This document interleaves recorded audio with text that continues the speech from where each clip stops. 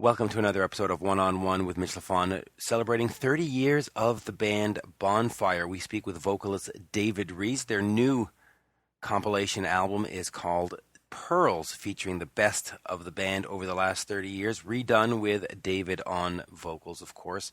We also look back at his moment with Accept and the album Eat the Heat, a album that was definitely underrated, but certainly much appreciated now.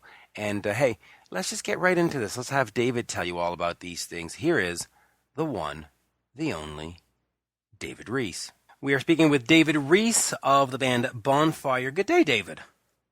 Good day, Mr. Mitch Lafon. Greetings. Greetings. So we've done this a couple of times before, but now you've got a new album coming out celebrating the 30th anniversary of Bonfire. It's called Pearls, and it'll be out at the end of the month. Let's just go through the whole thing. Talk to me about this new project, because you've got the Italian Symphony Ensemble in it. You've got some older songs that have been redone with your voice, American Night, Sweet Obsession, and so on and so forth. Tell me about how this project came together. It was Hans's baby, actually, Hans Ziller. We obviously Glorious did really well. I mean, it's still in the top 100. I'm so blessed about that. And we were going to write a new album, and he came to me one day and said, I'm thinking about just re-recording the classics and doing a double album, one of rock songs and one of ballads. I said, okay. And right now, that's kind of what's happening in the business. A lot of bands are doing it. So he went out and we left the other label, and he signed with UDR, the home of legends or whatever they call it. I mean, it's the Vakken people. It's a big label, really, really great. And they were all for it. So he went back, I think, into some of the older stuff, but we also went back to like Strike 10. Blah, blah, blah. Originally, I was going to have Al Del Vecchio record me, but I had spent some time from the tour last summer when I had time off writing songs with Mario Percudani at Tanzan Studios in Ospolidetto, Italy. And frankly, the guy started producing me just writing songs, and I haven't been produced in a long time, Mitch. And it's when you do internet albums with bands and stuff, you tend to produce yourself and everything sounds the same. Right. This guy really took the time to bring out my voice again, like the old days with Dieter Dierks and Max Norman and Jim Barton and those guys.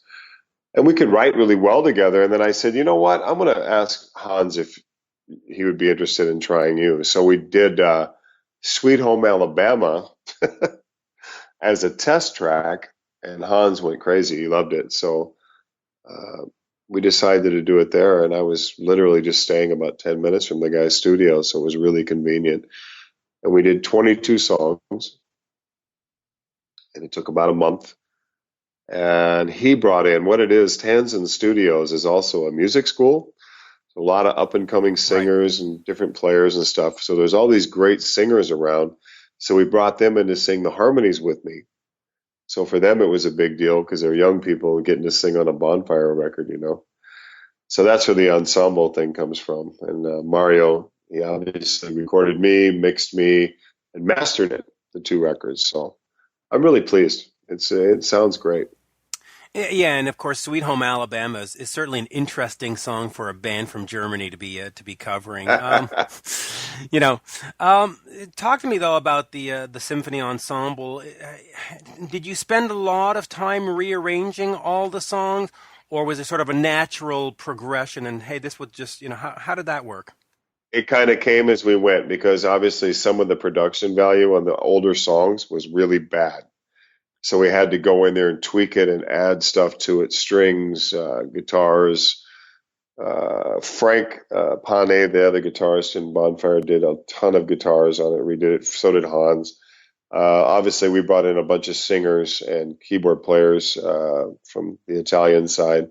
Yeah, I mean, we pretty much dissected each song because you had kind of like that really flat 80s song sound on some stuff, so we wanted to brighten it up and make it more modern. So yeah, I mean, like I said, Mario did a crazy job. I mean, from what it was and what it is now, it's night and day. Now, you, of course, haven't been with the band for 30 years, and this is the 30th anniversary. Going back to some of these songs, did you just want to sort of give them a David approach and update them, or you say, hey, no, these were classic songs, let's just knock them out as they were? And, how did you go into this? Because they are sort of new songs for you to deal with. It's kind of like Accept, I mean, it was during that record. I remember somebody telling me, you open the lion's mouth for the Accept album, stick your head in the lion's mouth, and if he bites down, there goes your head.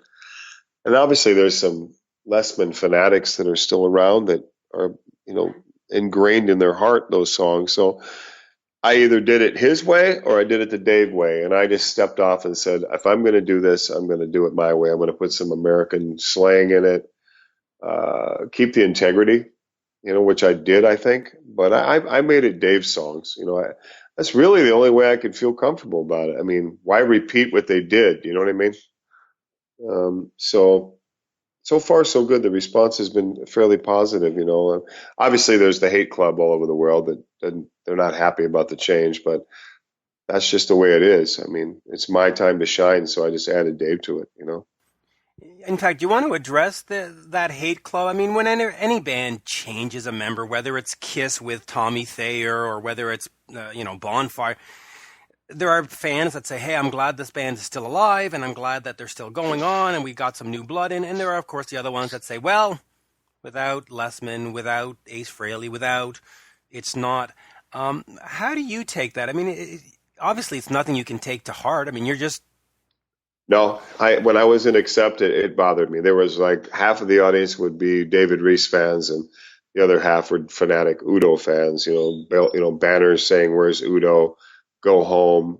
When I was younger, it really ate at me. But, I decided to do this. Klaus has been a gentleman with me. I've been a gentleman with him. There's no reason for animosity about it. He and Hans had run their course personally and musically, and I just picked up the torch and done my job. I mean, it's Hans's band, and but I'm obviously going to put Dave's trademark on it. But there are people out there, these little chat rooms that can be pretty vicious. And if you read that stuff and get caught up in it, you're going to hurt yourself. And I refuse to do it because I understand that not everybody's going to love what I do. I mean, when Paul Rodgers left Bad Company, I was not a happy boy. I mean, I didn't like those years, and I didn't write tweets and stuff about it, but I don't even listen to those songs. I mean, Holy Water was pretty good, but for the most part, I mean, I'm a Paul Rodgers fan, you know what I mean? And it wasn't Bad Company to me. It's funny because at the end of last year, the tour, we were in Greece, I think, in July. We started to notice a lot more younger people and new faces. And by the end of the year, we were selling out large clubs and small theaters. So it worked. People are accepting it, Now, you had also done Easy Living with Hans. Tell me about that project. Was that more of just a Han Solo thing, or was this a separate band? And of course, with you in Bonfire, why not have just continued under Easy Living? Business. Right. Obviously, the Bonfire brand, I mean, to be honest, is Easy Living was a great organic jamming 70s kind of thing with Paul Morris from Rainbow on keyboards and Ronnie Parks, of course, he's in Bonfire with us. He was on bass, and it was, I think, for Hans, honestly, it was a way to clear his head because he was, Bonfire was fizzling out, the flame, and when he got the idea to, when Klaus says, "I'm done," well, why don't we just make it Bonfire? Am I answering the question?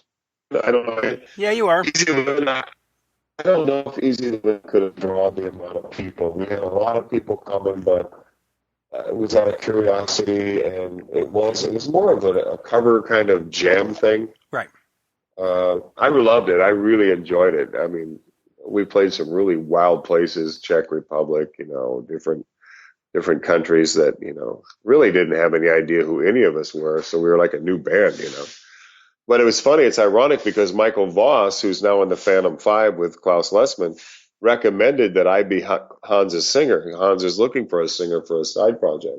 I said, why don't you call David Reece? So, it's all such a small world that, he hooked us up and now he's playing with Klaus. Yeah, isn't that So funny? it's weird, yeah. Um, Let me get away from that for a second. You did mention Accept and, of course, Eat the Heat. The album, when it came out, was, I don't want to say universally panned, but there was certainly some negative reaction to it. And now when you talk to people, what is it, 25 years later, is it now, something like that? I mean, Yeah. 27 years later, I guess, right? 89? 89, I think. Yeah, 88 or 89, yeah. so, and yesterday I posted it on my Facebook. I posted the Spotify link to it, and people were giving me it a lot of love, a lot of, this is great, it's underrated, well, how do you look back on that album? I mean, I know when it came out, you probably were frustrated and you didn't like some of the reaction, but 27 years on, did you do a good job? I did.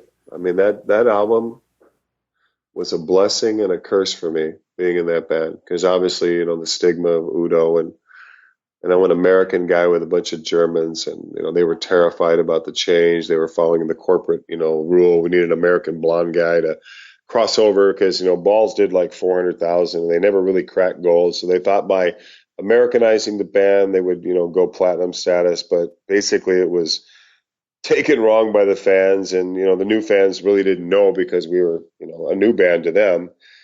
I look back at that time of my life as a blessing and a curse, and it's funny you say that because every show I do with Bonfire, I see Eat the Heat in everybody's arms at the autograph table, and they tell me what the album meant to them, how it took a few years to really grab a hold of them, but now they listen to it all day. I hear that all the time. I just did some shows in the Czech Republic, and people were carrying it around. There was vinyl editions of it, in different countries, and I mean, I see it everywhere.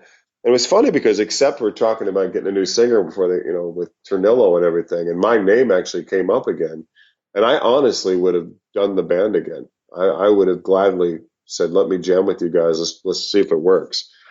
Because we left a lot of unfinished business on that record. There's some great tracks on that album. Yeah, and of course, listen, Wolf and Peter, they're great guys. It's a great organization, and they're sounding great these days. The album, of course, was produced by Dieter Dierks, who did all the Scorpion stuff. How was that for you to be working with Dieter? Because he is sort of one of those, above and beyond producers. You think of Bob Ezrin, you think of Rick Rubin, and when you think of Scorpions and that stuff, you think Dieter Dierks. I mean, how was that working for him? It was it was really weird because he's a very meticulous guy, kind of Mutt Lange style. I mean, the Germans notoriously work things to death, and that's what makes them good. You know what I mean? They really analyze their song. Sometimes they overdo it, but for the most part, they take it real. And I remember we were like halfway through the vocals, and he was sitting at the desk, and I was singing in the control room, and he looked at me, and he put the pause button on. And he said, you realize if this album fails, it's your fault and my fault. The singer and the producer always gets blamed for the failure. And I said, what do you mean? This is going to be fantastic. I can't believe you said that. He goes, you'll see, young man. But working with him as a producer, I had no clue. I sang in nightclubs since I was 16 years old. And at the time, I was 27, I think, when I got that gig. And I thought I had it all. I had no clue what it was like to make a record and really sing because I had no identity as a singer. I mean, I'm trying to emulate Dio and Halford and all these guys, in clubs. And, I thought I had it all, but I knew nothing. And he really taught me to be a singer. He put me back in vocal training. I'd already had a lot of teaching, but you need more lessons. I want you to work on this. So I went like 3 months during that record to a teacher. We would start recording about 1 p.m. and end about 1 a.m., 7 days a week. Made me vocally strong where I could basically do gigs at noon, matinee shows, and do a festival that night. You know what I mean? He taught me discipline, many things. I mean, it was really good for me. I brought a lot of that into Bangalore Choir and what I do to this day. I use a lot of that teaching, because I mean, Klaus Meine was his baby, they kind of all grew up together and made that thing happen, you know. So he actually pushed Klaus to the point where he lost his voice for those years. And when I started showing weakness in the studio, he got crazy thinking he had hurt me because, I mean, he'd make me sing 12 hours. And some days you're good, some days you're not. So Right. we'd always, but that was great. I mean, he's a great producer. He's very musical. He started out with Turkish music, and all these crazy 16th notes and stuff in his bedroom, recording on an 8-track. That's So he great. learned a lot about recording. That's great. You mentioned Bangalore Choir.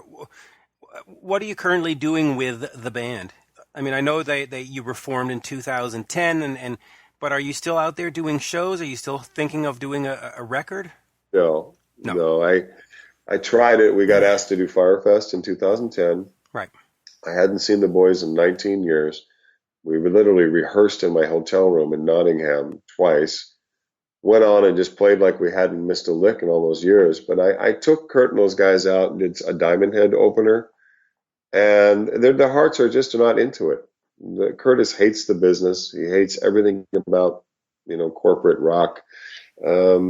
So basically, I just was running around in circles, and I got tired of it. But it's funny, a lot of those songs I play live now, and Right. people just, I mean, that's another album that, basically took a crap because of the change of the environment. And if had I known that Europe was embracing it, I should have put the band on an airplane and just acted like a gypsy and played every club I could have, because the album was killer over here. It sold really well. And to this day, people bring it to the shows. I sign it. We do Loaded Gun, Angel in Black. I mean, the album had a lot of legs, man. It really did. And explain to me how you had songs on there written by my old neighbor Alda Nova and John Bon Jovi. Yeah, Aldo lived right down the street from me. Was it? He really did. Did they just sort of have songs that they sort of shopped around and they ended up in your lap, or did you guys actually know? Um, my manager at the time was handling Stevie Nicks and said, Bon Jovi's down in A&M Records doing, I think it was the Blaze of Glory thing. Yeah, Yeah, it must have been because he's that's when doing that. Aldo worked with him. Right. And he was trying to resurrect Aldo's career, help him out. And they had written Doing the Dance and decided they didn't want to put it on Aldo's record. And I went down there and they played me that song and 3 or 4 others. And I really liked that song. And Bon Jovi said, "Do you want it?" And I said, "Yeah." So that's how that happened. I mean, putting a Bon Jovi song on your record can't really hurt you, Nope, not at and all. but in those days it actually kind of did, because everybody kind of looked at like hair guys that is the Antichrist, in those days, because the movement was happening. But it was a great song, and I was happy to take it. That's how it happened, though. I went down to A&M. Bon Jovi had like a lab set up in the control room in Studio A and I think Jeff Beck was there that night, actually playing guitar with him. It was crazy. And I walk in a room and here's all these superstars. And he had about 10 minutes to talk to me, and that's when I picked the song. What a great story. And Yeah, and of course Alda Nova from that point on, at least in Quebec or in Montreal, went on and helped Celine Dion become Celine Dion, right? Because he wrote songs and ended up in her videos. Speaking yeah, of all that wonderful stuff and writing, you're currently writing songs for a new solo album.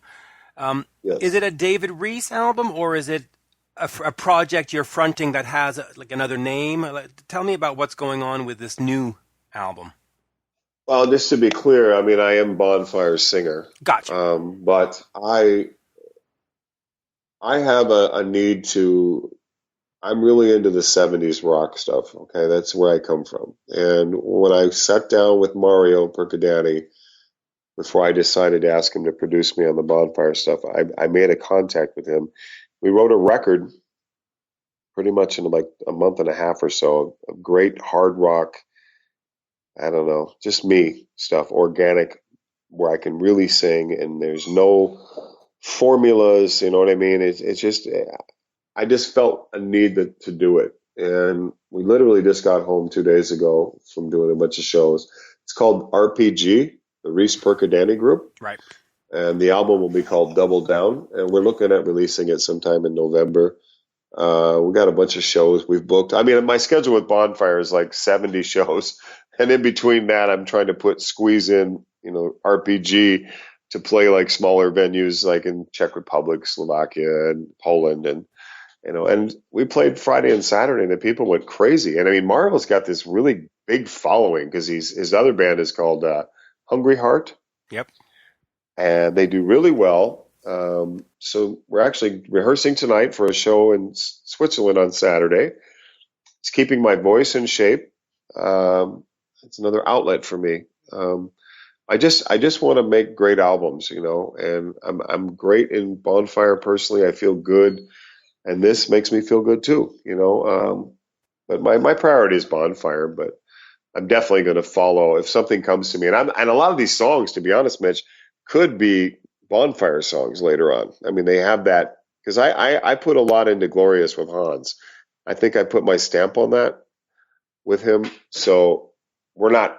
I mean, it's a new Bonfire, obviously. So Glorious kind of showed that. So a lot of that stuff is on this new stuff I'm writing. So I'm not sure what we're going to use and what we're not going to use. Yeah. Well, and I'm looking, and Glorious was a great album. Now, just Thank getting you. back to Pearls for a second before we wrap up. On my version of the Bonfire album, and I have the Japanese version and bonus tracks, blah, blah, there was Sweet Obsession, there was American Nights, and they're on Pearl here.